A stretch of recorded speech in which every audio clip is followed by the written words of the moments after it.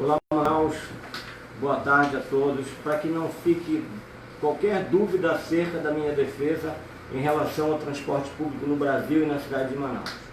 Olha como pensa o mundo com relação ao seu trabalhador, aquele que constrói a nação, aquele que traz a prosperidade nas suas mãos. Eu estou falando do trabalhador, daquele cara que junta o lixo na rua, daquele cara que trabalha no hospital ganhando o mínimo possível, daquele trabalhador que constrói os prédios, que faz a escola, que faz o posto de saúde, que faz o mundo acontecer, que faz o Brasil acontecer. Lá fora, o que a gente vê? A valorização desse profissional. O transporte público lá é financiado por organismos privados ou por organismos públicos. Mas aqui no Brasil, coitado, é ele que tem que arcar com esse ônus. E eu venho repetindo o tempo todo na tribuna, ainda cria um grande ônus para aquele trabalhador que já empobrecido, ganhando muito pouco, tem que pagar a passagem de outros que não têm. Porque quando você olha no artigo 161 da LOMAN, tem uma relação de pessoas que vão andar de graça, que deveriam andar de graça, mas não com o dinheiro do trabalhador mais pobre. O governo tinha que ter um fundo para financiar essas passagens. O estudante, a pessoa com doença crônica, o idoso aquele que não tem condição, porque tem muito idoso que ganha 10, 20, 15 mil, né? Isso aí deveria ser dito com muita propriedade, e eu defendo que seja assim. Enfim, nós precisamos...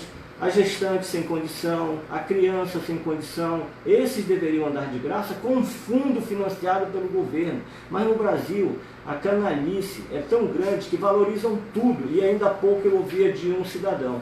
Mas os políticos têm passagem, têm ajuda de paletó, isso, aquilo. Isso tem que acabar, isso não cabe mais na democracia. E eu não estou aqui falando isso de forma demagógica. Eu torço para que isso possa acabar.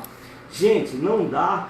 Nós não vamos mudar o transporte público no Brasil de forma alguma se não houver um financiamento federal, estadual para isso, ou municipal, assim, a exemplo do Fundeb. Você precisa ter, porque é direito fundamental social, está na Constituição hoje. Você tem esse direito, então você trabalhador, você precisa disso. Você precisa ter pelo menos essa garantia, porque é você que carrega esse país nas costas. E eu estou aqui... afeito a tentar mudar essa coisa toda, porque todo mundo fala mal de político que tem verba disso. Vamos acabar com isso também, que a gente tem no salário. Eu não abro mão do meu salário. Se eu trabalho, eu não vou abrir mão. E deixo até de ser vereador se tiver que isso ser de graça. Porque eu acordo cedo, estudo pra caramba, não falta nenhuma sessão, estou nas comunidades. Então nós devemos fazer jus ao produto do nosso labor. Então você trabalhou, você vai receber pelo seu trabalho. Não trabalhou, não recebe. Pronto, acabou-se isso.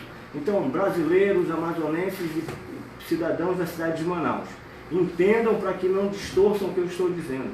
Eu sou contra essa política pública voltada para o transporte coletivo no Brasil. Isso é sórdido com o povo mais humilde.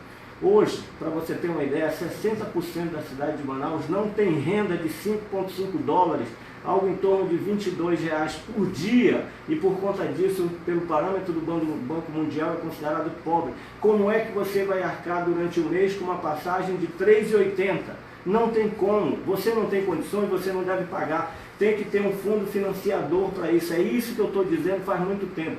Criar nacionalmente um fundo para financiar o transporte público, com modais modernos, com metrôs, com trens, com ônibus confortáveis. É o mínimo que o Brasil pode fazer, o país pode fazer pelo seu trabalhador mais humilde, aquele cara que senta o tijolo, aquele cara que cata o lixo, aquele cara, enfim, que ajuda a construir com as mãos essa nação.